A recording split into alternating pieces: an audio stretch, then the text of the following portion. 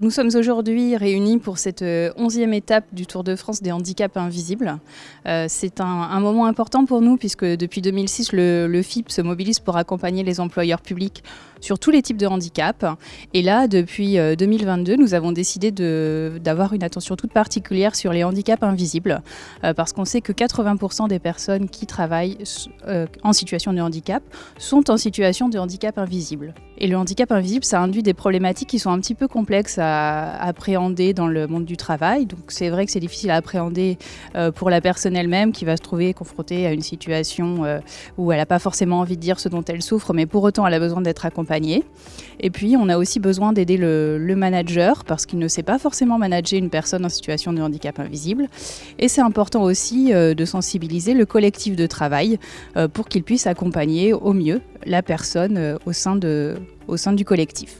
On a choisi en Île-de-France de parler des troubles psychiques, puisque dans toutes les autres régions, on a choisi d'autres thématiques. Et là, l'Île-de-France a voulu se consacrer aux troubles psychiques. C'est une approche qui, là aussi, va nécessiter d'avoir une lecture bien spécifique des problèmes des personnes.